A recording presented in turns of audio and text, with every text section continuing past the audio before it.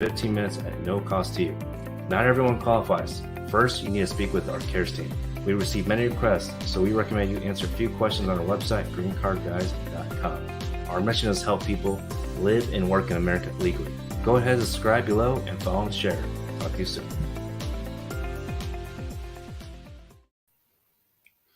What's happening? Discover the surprising old trick that USCIS is making a comeback. Okay, folks. So my name is John Ting. I practice immigration law in all 50 states of America and across the world, helping you solve your immigration problem and maybe even preventing it from happening in the first place. Okay, folks, happy Monday, August 21st. We're going to try something a little bit new here on social media. And some people are not going to like it. Some people hopefully will understand. We definitely understand that you have a question. We're going to try our best to answer it. So drop it in the comment section down below, whether you're on YouTube, Facebook, TikTok, and sorry, Instagram, didn't get you on. But you can drop it down below. But we're going to try and make it as fair as possible. Some of y'all might not get the answer you want or in-depth answer as you would like. So this is what we recommend. Give us a call. You can see the number right up here on Facebook and YouTube, okay? We do offer a strategy session for 15 minutes at no cost to you. All you have to do is give us a call or go to our website, okay? greencardguys.com. Because, you know, I usually just give quick answers here on TikTok and all these social media here, but really it's much better for you if you schedule, okay? And we don't charge. Now, look, if you're asking us for what are the immigration consequences to a crime, where it really requires really a memo that we normally charge 4 digits for, I can't give you the price. I tried that once before and I got banned on TikTok for 5 minutes. So, or if you're looking for like EB5 investor where you're investing 800,000 plus, yeah, it's going to take more time in the consultation. You may want to pay for it. But normally, we're happy to offer no cost to you, okay? So ask the question down below, and I'll get to it soon. But I want to talk about this old trick that USCIS, there's a bunch of old tricks in their bag, all right? But here's the deal. Especially the people who have been waiting a long time, okay? Since, you know, maybe you filed the marriage case back in 2022 or earlier before that, and then you want to file an expedite request. Maybe you already had an interview, okay? You want to make sure that you and your spouse, you know, assuming it's a spouse case, are still on the same page about your immigration case. Now, of course, everyone that I've talked to is in a legitimate, what we call in immigration terms, bona fide marriage. So you would think there's no issue. But for some reason, when people call us back and say, John or Ting Law Group, yeah, we're not in good terms anymore. And we just happen to get an RFE, or we just happen to get a notice of intent to deny, or the USCIS officer just visited my house, my apartment. What do I do? Okay. If your case is already taking a long time, now, because your case is taking a long time doesn't mean that the fraud department of USCIS is on top of your case, but you just want to be ready. Like, I think you would know if you have a decent idea if your case is a little bit skeptical, but, and I hate to say this, but USCIS tends to scrutinize cases of those who are at least of, I don't want to say the entire continent, but at least of Nigerian nationals, okay? And it's sad for me to even say that out loud, but it's true. A lot of people, we get a lot of calls, a lot of consultations, and, you know, and they've trusted us to help them get through their situation. We really appreciate it, but a lot of Nigerian nationals tend to get a little pushback. I don't say a lot of pushback from USCIS, and sometimes for similar reasons. So if you're in a situation where, not here trying to give you relationship advice, but if you're in a situation where you're considering to get married and you have, of course, have not filed a case at all, you really want to get something straight. Number one is your financial evidence, okay? You want to have a joint bank account. At least just one, just one. And if your spouse, whether it's the foreign national immigrant or the U.S. citizen, and they don't want a joint account, that spouse is probably not for you, okay? Because this is one of the main evidence that you need to file with your USCIS case. So if you don't have that from the get-go, you're starting from like negative zero, probably like negative 100 if this is a game. And this is not a game. This is serious, all right? Your legal status is in potential jeopardy, or maybe you overstayed. So could be in a worse situation. You do not want a situation where USCIS denies your case and you have a finding of marriage fraud, okay? Or even if they don't use those words, marriage fraud, but they say, look, there's not enough, like you don't have a preponderance, you don't have evidence that satisfies our standard preponderance of evidence, which I hate to say this, but it's important that you know this. The standard of preponderance of evidence is the lowest standard that USCIS applies to a case. So if you don't have sufficient evidence for it, for your marriage, for example, you need to start looking in the mirror, okay? I'm very serious about this because some people just like nonchalant, like, oh yeah, I filed my own case or I've hired a lawyer, and we not trying to step on any attorney's toes, or even your uncle Bob helped you. But we ask, well, what did you file with your case? And they say, for evidence, it's a marriage certificate. Is there anything else? Because marriage certificate is the obvious one, okay? But you got to provide way more than that.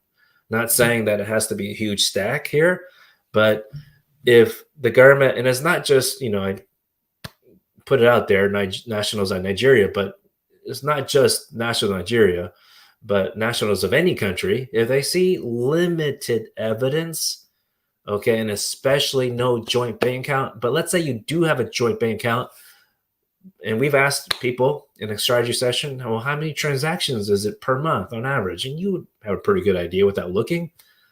I would say if it's less than 10, that's a little skeptical, okay? I would probably be a bad USCIS officer, or for immigrants. On the flip side, for the government, I think I'd be a pretty good one in that sense. Because if it's less than 10, I don't want to say it's not a legit marriage, but then that's definitely not the main bank account that you use, or the checking account.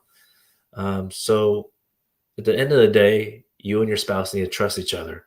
And if you can't do that on documents like that, then imagine what USCIS is thinking. USCIS, okay?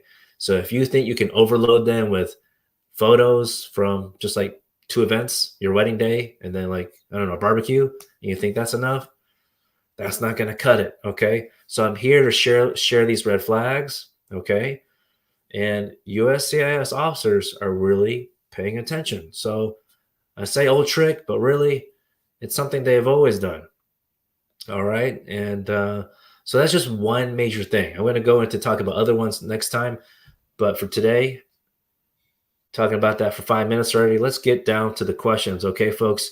So I'm going to do something a little bit different for the questions. But in the meantime, if I don't answer your question, or you definitely feel like you need a more in-depth answer, you're welcome to contact us or fill out the answer a couple questions on our website, greencardguys.com. But if you want to be prioritized, okay, can't promise it, but if you want a better chance to be prioritized, you need to share this secret code, all right? The code is my last name, Ting, okay? That's the code, Ting. I want to give y'all some value because you're joining us live. So every day is a different code. Today's code is Ting, Ting, all right? So DM us, text us, but also, by the way, if you're going to DM us, you're welcome to ask your question in the DM, but then it's very difficult for myself, even my team, to reply back by especially a TikTok message. The easiest way, to be honest, is, you can still send us a code, but also comment in the, it's really better you go to our website as well, greencardguys.com. All right, because someone got a little entitled to an answer the other day, and I get it. It's been like 4 days since I replied, or someone on my team, but we're just slammed with inquiries, requests. I appreciate your trust, but no one is entitled to a free answer. we're happy to provide an answer, but if we get to you, right? So at the end of the day, yeah, if you need an answer quicker, give us a call. All right, that's really the best way. All right, and then our team can, our cares team specialists can get you scheduled. All right. But again, the thing is, we try our best to offer to as many people as for free, 15 minutes, point you in the right direction, and it'll be our pleasure to assist you from start to finish. But not everyone needs representation all the way, so I get it. We're happy to point you in the right direction. All right. So with that being said, to lay the groundwork on a new process, till we're 10 minutes in, I'm going to go live for another 10 minutes. Lately, the past 2 weeks, I've been going for an hour, but it's a little difficult. So just give you some expectation, only 10 minutes. So I'm not going to be able to answer everyone. All right. So Island Gal, nice to see you. Do we do VAWA? Yes, absolutely. We do help with VAWA, which, by the way, hot tip on that. When you get divorced, you only have up to 2 years to file your VAWA case. When it's more than 2 years and then you try to file VAWA, yeah, they're going to deny you. So do we accept SIJ cases, special immigrant juvenile cases? We do. Carisha Hamilton, we certainly help with that.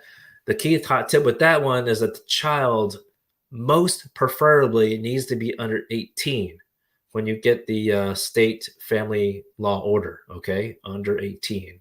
Even though the immigration side is under 21. It's like two different overlapping age questions, essentially. So because many states won't give a family law order when the child's over 18. What some do, but most don't. What does case pending mean? It just means your case is processing. I don't know what stage your case is at or what you filed already, but if you mean more like how long will it take, also it depends what you filed. All right.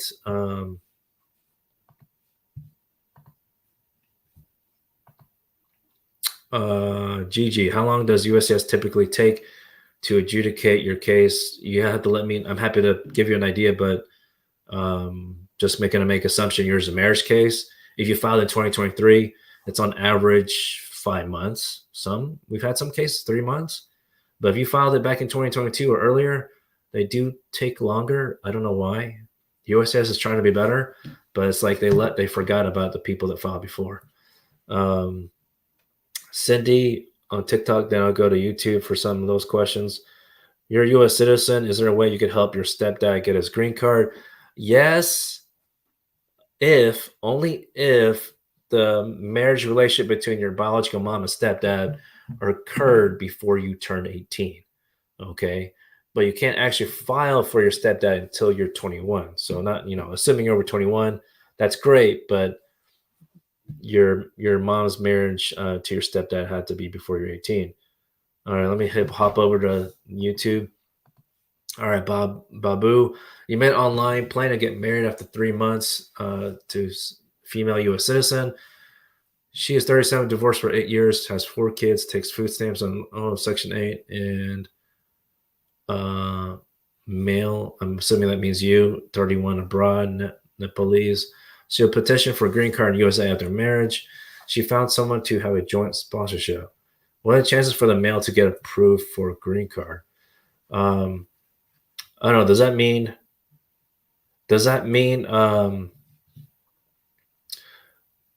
you or is that someone else? Okay, Babu. But yeah, it's hard for me to. That requires a definitely in-depth conversation with our team, one of our attorneys, because we need to know the numbers, essentially, the finances and things like that. But if you didn't know, let's see, you can go to Google search 864p. Okay. Google search 864p. Let me see if I can pull that up. Let's see here. Let me see if I can share my screen. This is very important to see. Let me share my screen here. Sorry, folks, on TikTok, you're not able to see this, but okay. So, Babu, hopefully you're still on. You can see this. So, depending where you live, you want to, or your spouse, is a 48. Let's say let's say, is this 48 contiguous states, continental US. You look at, you said how many people? Four kids plus her plus you, that's six, assuming you don't have any kids. Was it six? Then, and assuming she's not in active duty, full military or reserve, then you have to have 50,350. Okay, so if you're assuming your spouse doesn't have that, right? Because taking food stamps, accepting food stamps, then your joint sponsor needs to. It won't be exactly six. It also depends on that person's household size. So let's say household size is 3 plus you, that'd be 4. So your joint sponsor has to meet that amount. So I kind of give you a quick lesson on that, but you do want to take a look at our other video on YouTube about, I think what I call it, something about financial support. So take a look at that. All right, let's see here.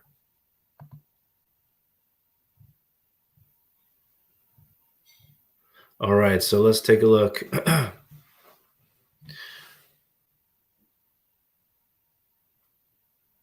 All right, some questions on TikTok.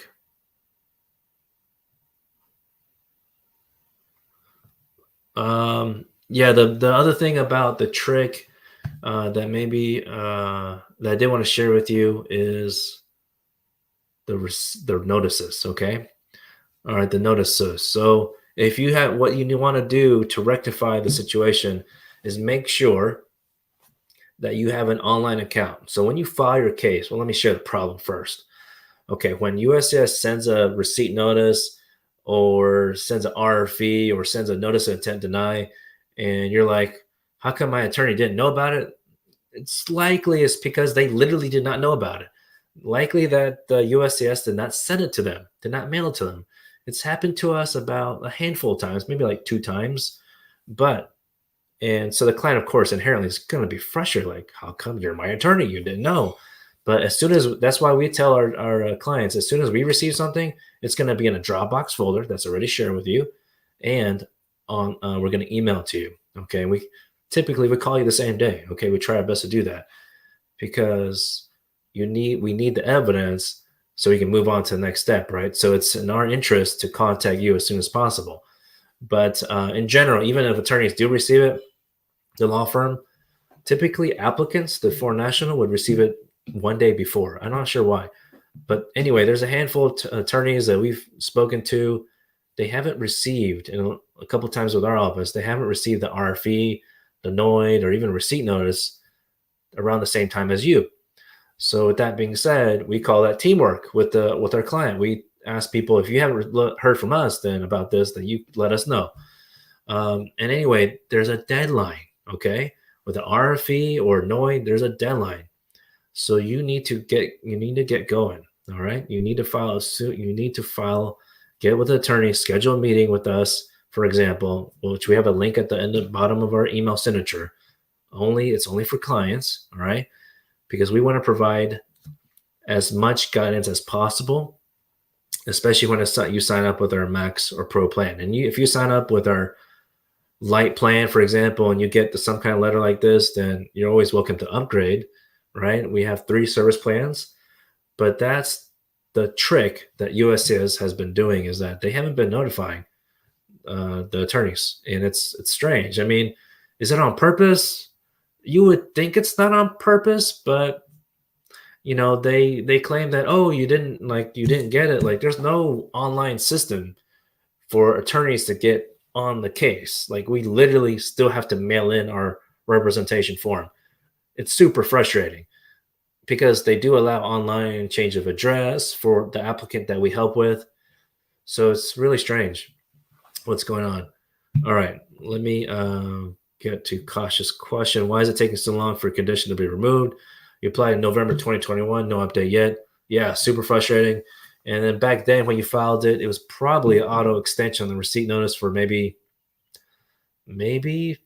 12, 18 months, maybe back then. But now the most recent update earlier this year was that auto extension for 48 months, 4 years.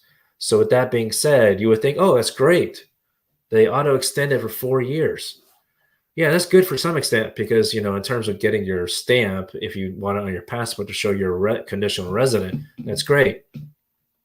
However, the thing is, whew, it's so bad that USCIS is they know it, they take so long in these cases that they auto extend it for 48 months. That's how bad it is.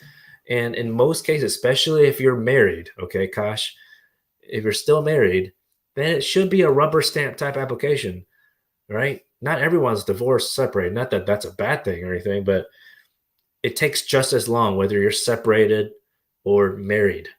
So I get it, especially people that are married, joint filing for 751, you're even more frustrated, okay?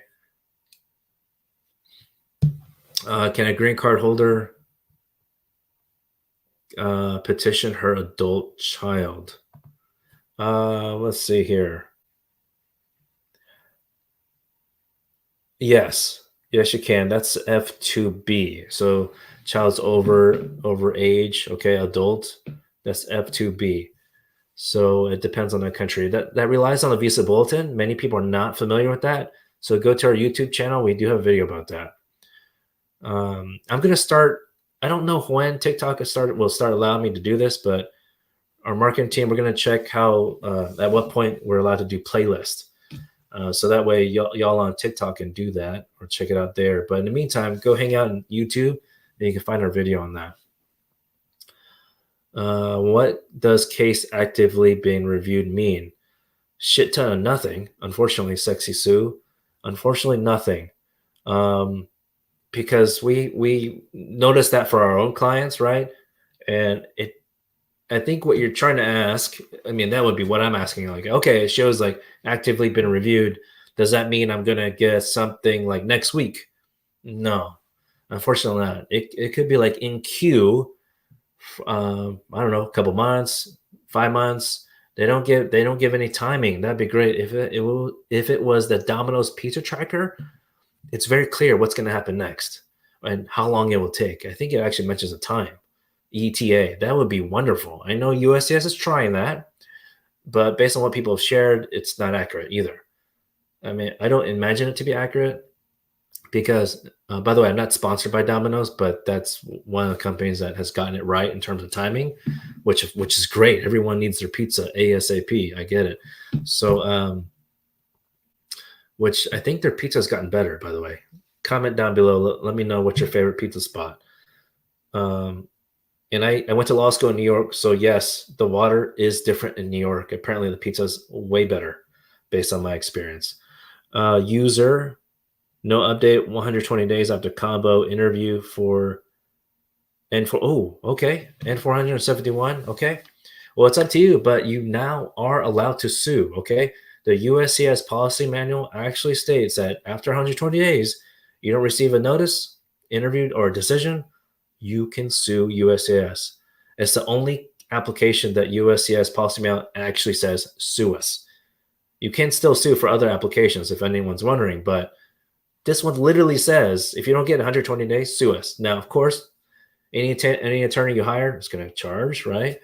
The court filing fee with our mailing costs about $450. And I'm going to stop with the fees there because last time I did something like that, TikTok banned me. So please don't ban me. Okay. Soraya, can you travel international while waiting to remove conditions? Yes, it's better to get your stamp. So I think USCIS has updated it, and I'll need to check this again, but I think that it made it easier to reschedule your info pass for the stamp. The strongest evidence that you're a conditional resident, number one, is a stamp. The I-551 stamp is what we call it on your foreign passport. The second thing that you also need to bring, just in case, is your official notice of the 751 showing extension that you've at least filed the application. And you bring both because you just never know if like one of them you lose. I've heard stories like that. So I'm not trying to cause any like you freaking out, but people freaking out anyway. So you just want to be prepared. Okay. Malamari on YouTube. Hello. Thank you so much for all you do. You're welcome. Happy to help any way I can. You're applying for AOS currently on TPS. Are you considered out of status? And do you need to wait for a bulletin? Also, are marriage AOS cases taking less time in 2023? All right, let me answer your first question. Yes.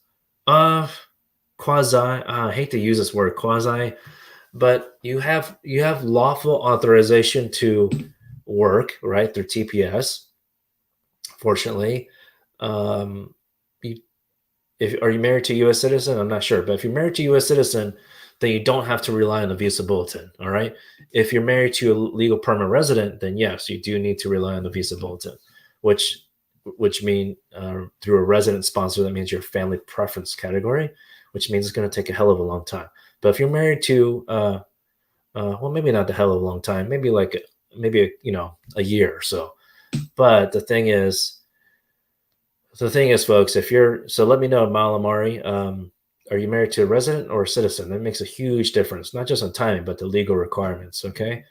But yes, if you're married to a citizen, then it could take average like 5 months in 2023. All right. So if you're watching this video on YouTube, Facebook, and like a year from now, it could be completely different. Okay. U.S. citizen. Great. Then you don't have to rely on a Visa Bulletin. And that means any unlawful presence is waived. But if you haven't filed the form, you're wondering like what to put in that question, like what's your status? We always just put TPS, for example, or if someone has DACA, even though technically, the government would argue it's not lawful status. So,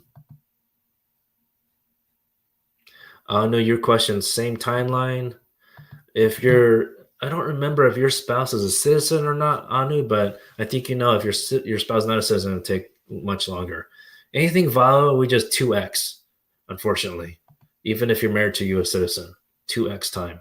I don't know why it takes longer. It shouldn't. You would think because of the situation, vulnerability and all that, finances, you would think USCIS would try to process it sooner for VAWA applicants, but they don't. I don't know why. User on TikTok, what if you divorce and start a family with someone else? Can you still remove conditions? Absolutely. And the USCIS instructions actually say they want the divorce order.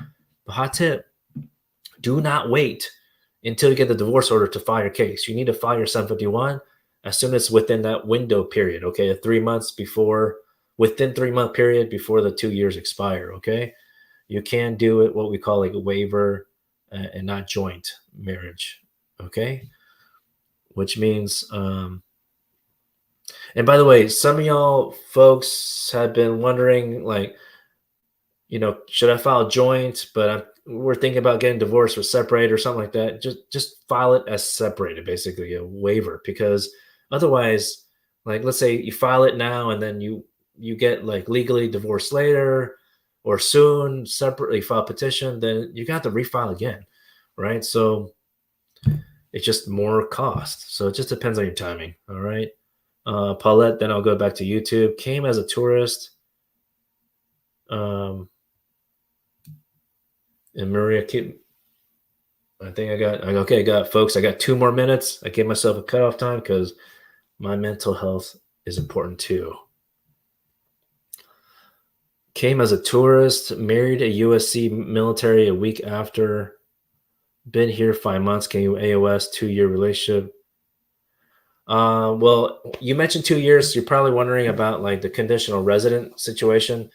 It probably would be a conditional resident, even though your relationship has been 2 years.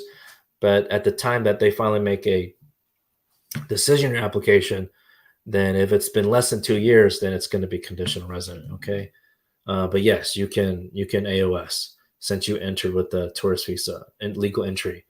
And it's, I think you said the spouse was a citizen. All right. Babu on YouTube, for a U.S. citizen, does having a food stamp have negative effect while petitioning for spouse, or does she need to get off the food stamp while petitioning? You know what? We rarely have those kind of cases, but the public charge review, the inadmissibility about that is about the beneficiary, the foreign national, not about the U.S. citizen, the sponsor. So hopefully that helps. Okay.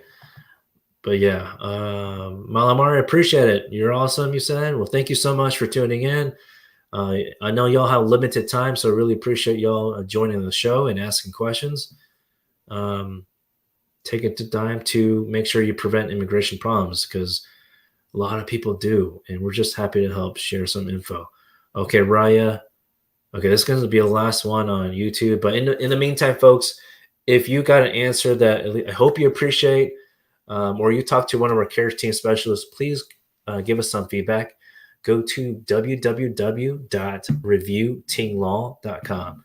We greatly appreciate it. Okay, Raya, you met your, I think you mean wife. You met your wife, or your file proceeded I-130 earlier this year. A case is actively reviewed in August 3rd. Is it a good sign for fast process? Your husband lives in America as a green card holder. I answered that earlier for someone else. Yeah, there's no like black and white timetable. When you see that status, like, does it mean like 30 days from now? There's nothing like that. But generally, I-130, especially when the spouse is a resident holder, it does usually take at least a year. Okay, so I always just recommend that for people in Raya's situation, that the spouse try to become a U.S. citizen as soon as that person's eligible. Okay, you might be in a situation that he or she is not eligible. All right, for your husband. All right, so that just depends on your situation. All right. All right, Marie, I'll take one more on TikTok, okay? I'll take one more on TikTok, and then we'll go from there. And okay, great. Thank you so much, Sean. You got lucky. Can my U.S. citizen spouse file a I-130 for son abroad even before submitting your AOS? Yes. Well, yes. It doesn't. You don't have to be filed for first. In fact, if you just got married, then it makes sense to wait on yours to build up the evidence more. But the number one thing for your child is that great that you know that when a sponsor is a U.S. citizen, you do have to file separately. Not just so much because he's abroad and you're here.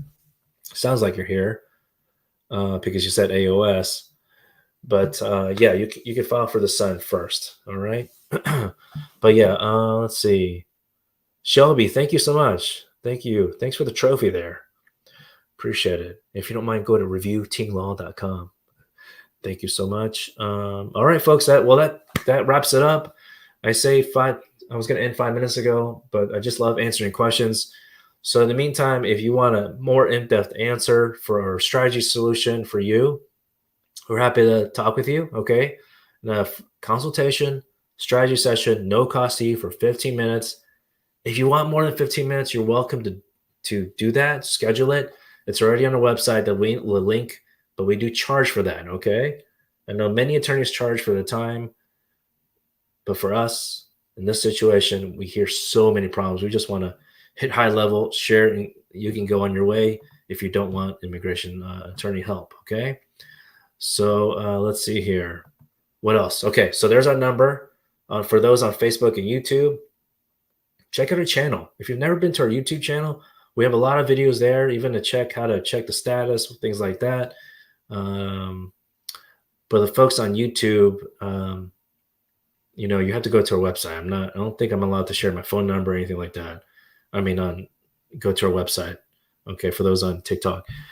Caramel, like the name, Caramel Kendall. I gotcha. Do we assist with AOS for gay couples? Yeah, we absolutely help. We don't discriminate based on sexual orientation or gender preference. Happy to help. Okay. And actually, open-minded is one of our core values that's shown on our website. So we definitely hire open-minded team members if that's, of course, a concern for anyone. All right.